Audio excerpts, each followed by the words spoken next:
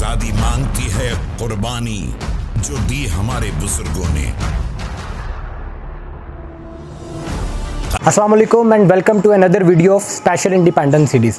तो कल की वीडियो का अख्ताम हमने किया था लुइस माउंटबेटन की प्रेस कॉन्फ्रेंस में, जिस प्रेस कॉन्फ्रेंस में उन्होंने ये ऐलान किया था कि 15 अगस्त 1947 को बरसगीर के लोगों को आज़ादी मिल जाएगी, यानी कि बरसगीर दो हिस्सों में पाकिस्तान और इंडिया में बढ़ जाएगा। ये खबर 15 अगस्त 1947 को बरसगीर को आज़ादी मिलेगी, ये एक बॉम्बशेल की तरह ड्रॉप हुई क्लेमेंट एटले की और उनकी गवर्नमेंट पे और जो भी लोग इससे कंसर्न थे, क्योंकि ये डेट लुइस माउंटबेटन ने इससे पहले किसी के साथ डिस्कस नहीं की थी। और इस खबर के असरात बकिंगम पैलेस से लेके दिल्ली तक जो है वो फील किए गए कि हर बंदा हैरान परेशान हो गया कि आखिर लुइस माउंटबेटन ने ये क्या शोशा छोड़ दिया है। बाद में लुइस माउंटबेटन को अपनी इस गलती का एहसास हो गया कि मुझे ये डिस्कस करके ये शोशा छोड़ना चाहिए था, मैंने अब छोड़ तो दिया है।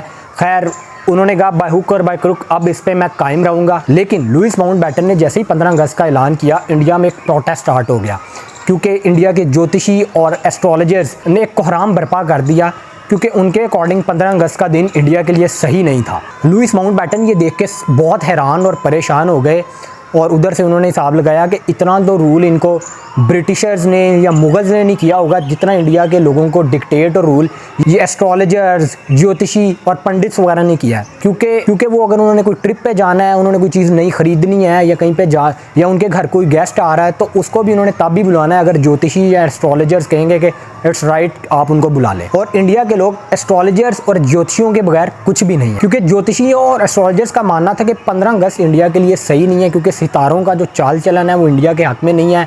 और 15 अगस्त को अगर इंडिया आज़ाद हो जाएगा तो इंडिया में जो है वो सैलाब आएंगे, कहत पड़ जाएगा, जो वालिदैन हैं वो अपने बच्चों को मार देंगे और इस तरह की बहुत ज़्यादा नेगेटिव चीज़ें उन्होंने दिखाई। पता नहीं कौन से सितारों का हिसाब किताब लगा के उन्होंने कहा this is not the good beginning for freedom of India. एक तो जज्बाती बंदे उड़ीसा के जो एस्ट्रोलॉजर थे, उन्होंने तो डायरेक्ट लुइस माउंटबेटन को खत लिख दिया और उन्होंने कहा खुदा का वास्ता है तुम्हें कि भाई ये 15 अगस्त को इंडिया को आज़ादी ना दो, नहीं तो हमारे मुल्क में हमेशा कहत पड़ जाएगा, हम तो बर्बाद हो जाएंगे, लुट जाएंगे आज़ादी से पहले ही। उसके बाद फिर ये डिसाइड हुआ कि 14 की मिडनाइट को जो है दोनों देशों को आज़ादी मिल जाएगी।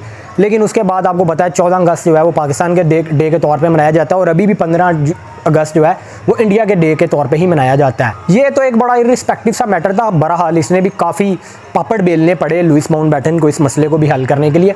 लेकिन उसके बाद जो सबसे सीरियस मसला था वो डिवीजन ऑफ गुड्स थी, जो कि पहले वो जिस तरह कहते हैं ना कि दो भाई इकट्ठे रह रहे हो एक घर में, तो जब अलग-अलग हो जाए तो सारा पटवारा होता है। इसी तरह ये पाकिस्तान और इंडिया में इसी तरह ही पटवारा होना था कि जो चीज़ पहले मुश्तरका थी अब उसको दो हिस्सों में डिवाइड होनी थी।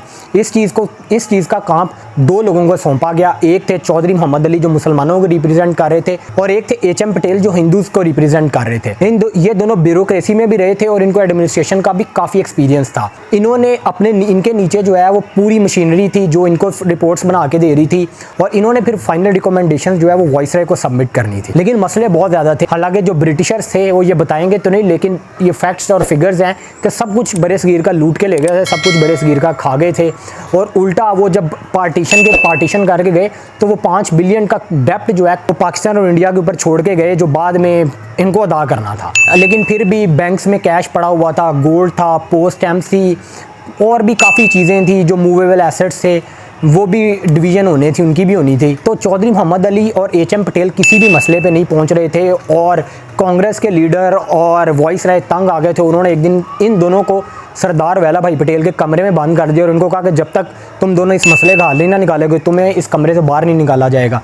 और फिर एट लास्ट ये डिसाइड हुआ कि 17.5% of the cash in the banks and gold goes to Pakistan और इन रिटर्न पाकिस्तान को 17.5% जो कर्जा है वो इंडिया को देना पड़ेगा। लेकिन बाद में जो मूवेबल एसेट्स थे उनमें तो बहुत ही जो है वो वन साइडेड फैसला हुआ। मूवेबल एसेट्स जिसमें कार्स थी, जिसमें और ऐसी चीज़ें जो इधर से उधर जा सकते थे, उसमें 80% जो शेयर है वो इंडिया को मिला और सिर्फ 20% पाकिस्तान को मिला। और फिर ये जो पॉलिसी थी 80-20 की ये आगे भी चीज़ों में गई। और फिर आपको पता है कि जो जिसके हाथ में लगता गया वो उसी का ही होता गया। लोगों ने अब कहीं पे 20 चेयर्स हैं या 40 टेबल्स हैं, तो जो बेस्ट चीज़ें थी वो अगर मुसलमानों के हाथ में लगी तो उन्होंने साइड पे कर ली, हिंदुओं के हाथ में लगी तो उन्होंने साइड पे कर ली। तो पार्टीशन के लिए वही बसीदा और नकारा चीज़ें बची। वो भी जो जिसके हाथ में लगता गया वो लेता गया। और ये प्रोडक्ट्स की डिवीज़न पे भी बहुत ज़्यादा जो है वो लड़ाइयाँ, दंगे फसाद होना शुरू हो गए। कोई आसानी से ये मसला भी नहीं हल हुआ और इसमें बहुत सी इंटरेस्टिंग चीज़ें भी हुई। लाइक अब जब बुक्स की डिवीज़न करने की बारी आई तो इंसाइक्लोपीडिया ऑफ ब्रिटेनिया एक सेट्स ऑफ बुक्स थी, जिसको जब डिवाइड किया गया तो इस तरह डिवाइड किया गया कि A to K जो बुक्स हैं वो जाएंगी इंडिया के पास and rest of the series जाएगी पाकिस्तान के पास। मतलब सबसे जो इंटरेस्टिंग चीज़ थी वो जो है वो ये थी कि जिनमें ये वॉइस राइज जो हैं वो इंडिया का सफ़र करते थे, लाइक हॉर्स ड्रिवन कैरेजेस जिनको बग्गीज़ कहा जाता था, वो बड़ी डेकोरेटेड थी गोल्ड और सिल्वर की। तो उनमें ये डिसाइड हुआ कि ये किस तरह दी जाएँ। ये टोटल थी 12, जिसमें से 6 गोल्ड की थी और 6 सिल्वर की थी। तो ये डिसाइड हुआ कि इसका फ़ैसला किया जाएगा फ्लिप ऑफ द कॉइन पे, मतलब सिक्का उछाला जाएगा। उसमें 2 रिप्रेजेंटेटिव थे, एक हिंदू था और एक मुस्लिम था। मुसलमानों की तरफ से यकूब खान थे और हिंदुओं की तरफ से थे गोविंद सिंह। तो जब कॉइन फ्लिप किया गया तो गोविंद सिंह ने शाउट किया कि हेड आएगा, और जब वो कॉइन नीचे गिरा तो वो हेड ही आया। तो इस तरह जो 6 बगियाँ थी सोने की वो गई इंडिया के पास और 6 जो सिल्वर की थी वो आई पाकिस्तान के हिस्से में। जो सबसे कंट्रोवर्शियल और सबसे टफ काम था वो डिवीज़न ऑफ इंडियन आर्मी, क्योंकि इंडियन आर्मी में 1.2 मिलियन ऑफ इंडियन थे, जिसमें से सिख थे, मुसलमान थे और हिंदूज़ थे। तो किसी ना किसी तरह करके इस मसले को भी, इंडियन आर्मी के मसले को भी सॉल्व कर लिया गया।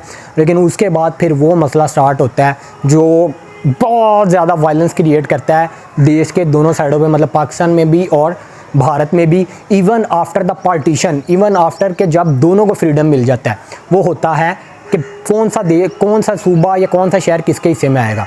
तो इस काम को अंजाम देने के लिए ये फ़ैसला हुआ कि किसी ऐसे बंदे को बुलाया जाएगा, इंग्लिशमैन को, जिसको जो है वो इंडिया का कोई नॉलेज नहीं होगा, वो किसी भी जितने भी लीडर्स हैं इंडिया के उनको नहीं जानता होगा। तो इसके लिए लुईस माउंटबेटन ने सर रेडक्लिफ को बुलाया, जो कि इंग्लिश बैरिस्टर थे और बड़े जाने माने और बड़े पहुंचे हुए बैरिस्टर थे। उनको इससे पहले इंडिया का कोई नॉलेज नहीं था। तो उन्होंने इंडिया में आने से पहले जो है वो ब्रिटानिया के जो उस टाइम के प्राइम मिनिस्टर थे क्लेमेंट एटले, उनसे मुलाकात की। तो जब सर रेडक्लिफ इंडिया में पहुंचे तो उनकी वॉइस राय लुईस माउंटबेटन से मुलाकात हुई। तो उन्होंने उनको समझाया कि आपके नीचे हर प्रोविंस के 4 जजेस का पैनल होगा, वो आपको रिकमेंडेशन देगा और फिर आपने जो फाइनल रिपोर्ट होगी वो मुझे सबमिट करनी होगी, and that's how the process will goes on till the partition. और लुईस माउंटबेटन ने उनको जाने से पहले कह दिया कि भाई ये जितना भी काम है आपने 15 अगस्त से पहले सबमिट करके मुझे देना ही देना है। जिनको बिल्कुल नॉलेज नहीं था इंडिया का, उन्होंने उस टाइम भी लुईस माउंटबेटन को कहा कि हम लोग जल्दी में ये फ़ैसला कर रहे हैं कि 15 अगस्त तक इसको कर दें, क्योंकि उस टाइम तक तकरीबन 72 और 73 डेज़ बचे थे।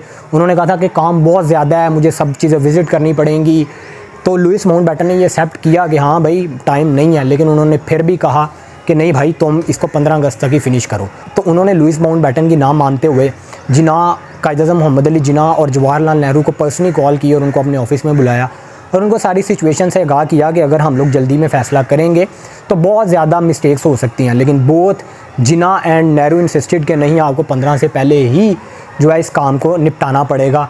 और सर रेडक्लिफ ने भी फिर जो है सर जो है वो झुका के कहा कि ठीक है 15 अगस्त से पहले ही ख़त्म होगा। तो उसके बाद सर रेडक्लिफ ने अपना काम करना शुरू किया और वो काम ऐसा था कि जिसमें इतने को दंगे फसाद हुए, इतने को हुए कि millions of people lost their lives और हर बंदे को अपनी पड़ी हुई थी। किसी को ये नहीं पता था कि वो नेक्स्ट मोमेंट ज़िंदा भी रहेगा कि नहीं। ऐसा क्योस बर्पा हो गया था। लेकिन इसके ऊपर बात करेंगे नेक्स्ट वीडियो में। Till then take care.